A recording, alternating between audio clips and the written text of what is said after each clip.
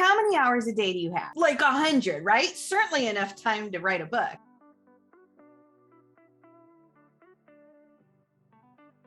Okay, maybe not.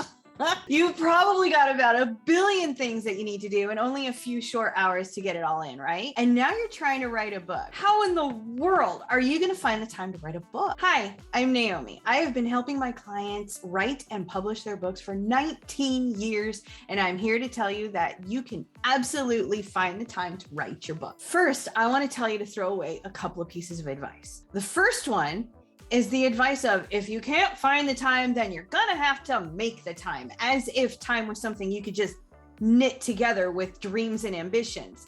The last time I checked, these crafty fingers were not very good at knitting together time. They just weren't. Try though I may, no matter what I did, I could not give myself more hours. So you can throw that one away. The second piece of advice that I will tell you to ignore is you have to wake up early, or the opposite, you have to stay up late. Now, if you are the type of person who can wake up early and or stay up late in order to fit in a new priority, then great. That's amazing. But if you're the type of person who starts waking up early or staying up late, and instead of being super productive and being able to write a book, you just get super sleep deprived and cranky, you're in good company. The fact of the matter is, that is not advice for everyone, certainly not as a long-term solution. Now, one of the things that I see so many new authors get caught up in is that they think that they have to carve out 2 to 4 hours of writing time every single day because they have this image in their mind of a writer sitting in front of a typewriter or a laptop or a desktop for several hours in their fancy home office. And they think that that's the image that they need to live up to. But that's not an image that you have to live up to. And as a matter of fact, doing huge changes to your lifestyle like that are extremely hard to adopt and sustain over the long term. Lifestyle changes, like carving out 2 to 4 hours of writing time every single day, should be done in smaller incremental stages where they are easier to adopt and apply in the long term. And what if you don't have the type of schedule where you can carve out time like that? What if you have school or work or kids or something else that might pull your attention at any given time? Then you might be left with stolen moments. And guess what works really well for writing with stolen moments? Your cell phone.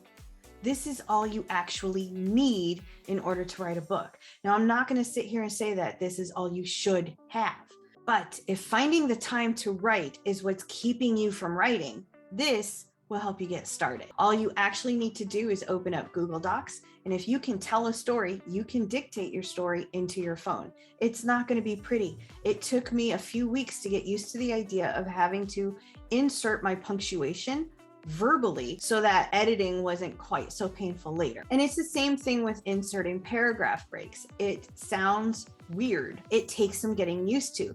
Now you might be thinking, well, sure, but how much can I actually get done? Now I will have my phone sitting on a shelf while I'm dictating into it while I'm washing the dishes. Or sometimes I'll be laying in bed and I'll be watching a show and something will come to mind and I will pick up my phone and dictate that quick line into it right then and there. You can even do it in the mornings. I walk my daughter to school, and as I'm walking back home, I'm dictating into my phone. You might think that these 3 to 4 to 10 minutes of time don't really add up, but think about how many words you can say in 10 minutes. And granted, it's going to be slower than if you were just telling the story to your best friend, but those stolen moments of time really add up. And you don't have to worry about whether or not they're perfect. They're not going to be perfect, but at least you're getting the words into a document and you can fix them later. And that's what editing and proofreading are all about. Now, if stolen moments of time don't really work for you and you really would work better having that dedicated space with a laptop computer, then great. In that case, I recommend that you build a solid writing routine. And again, that writing routine needs to work for you. It does not have to be daily. It does not have to be early morning. It does not have to be late at night. It does have to be at a time that you can do it. I recommend setting up a dedicated writing space. This is the space where you are going to write every single time you sit down to write. It might be your desk, it might be a laptop on the sofa or in your bed, it might be at the kitchen table. The point is to always use the same place when you're writing, because then that place becomes associated with your writing. Your creativity will start to work for you when you sit down at that spot. I also recommend setting up a dedicated time. Again, this does not have to be every single day, but it should be something consistent. So if you're going to do 2 to 4 on Fridays, great. Do 2 to 4 on Fridays every Friday or every other Friday. Make sure that you train your family that during those times, that is your writing time. And make sure you're holding yourself to it just as you would any other priority. What having a dedicated space and a dedicated time will do for you is help you unlock your creativity when you need it the most, which is when you're in front of your computer. You're still gonna get bouts of creativity and story ideas running through your head when you're doing the dishes or walking the dog, and that's fine. But you also really want it working when you're sitting in front of your laptop or your computer. The other part of finding time to write is really making the most of the time that you have found, and that can mean getting ahead of writer's block. Now, I'm using the term writer's block here very loosely to just describe anything that blocks your progress from writing, and that might mean not being able to come up with any good ideas, or not being able to juggle all the ideas that you have. Or maybe you're struggling with some of the more tactical things like coming up with character names or city names, or maybe you just can't seem to cut out all of the distractions. Whatever it is, whatever typically stops you from writing, get ahead of those things. Put together a list of writing prompts or buy a book of writing prompts and have it sitting at your desk or next to the sofa or wherever it is that you have set up for your writing time. Put together a list of character names or a list of city names that might work.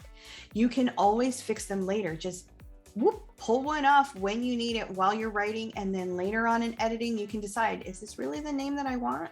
Do I need a different name? Does it really give off the vibe that I'm wanting it to give off? Fix anything in editing. Learn how to turn off your inner editor. And speaking of turning off your inner editor, really make sure that you're taking care of yourself here. If your health starts to decline, that is going to be one of the biggest obstacles to overcome in order to finish writing your book. So make sure you are getting as much sleep as you can. Make sure that you are eating as well as you can. Make sure you're going to the bathroom before you sit down to eat. If you are tired and hungry and have to go to the bathroom, these are things that are going to pull you away from your book. And speaking of getting pulled in 100 directions, do the same for your family. When I sit down to write, I make sure that my kids have fruit and juice and snacks and coloring books and whatever else they usually ask me for before I sit down, because then I know that their needs are taken care of. I can relax and get into writing, and they're not as likely to come and interrupt me while I'm writing. And let me tell you, that is one of the most frustrating parts, is when you finally get on a roll only to then have someone come up and ask you for something. So really get ahead of some of those potential distractions. Now, if you need a little bit more help, you might also try getting some external accountability. You might be able to do this with an accountability partner. Partner up with someone, share your goals with each other, and then every once in a while, you're going to meet up and share your progress toward those goals, ask any questions, and then find out what help you can give the other person to help them meet their goals, while explaining to your person what they can do to help you with your goals. It's a great way to keep going with writing your book. And if that doesn't work for you, you might try public accountability. Just go tell your friends and family. Let me tell you, the minute you tell your friends and family that you're writing a book, they're going to start asking you about it all the time. So if that's the type of accountability that will keep you going, that's a great idea as well. And you can always join a writing group. I have a free one on Discord. The link is in the description, and we'd love to have you. Look, the point is, there are all sorts of ways that you can find the time to write your book. The real trick is finding all of the ways that work for you. And if you need a bit of extra help with that, come join my Discord. We have writing sprints available all the time, free workshops, and a book club, all designed to help you write your book. Check out the link in the description below for your invitation. And meanwhile, if you have other questions on how to write your book, well, guess what? I made a playlist.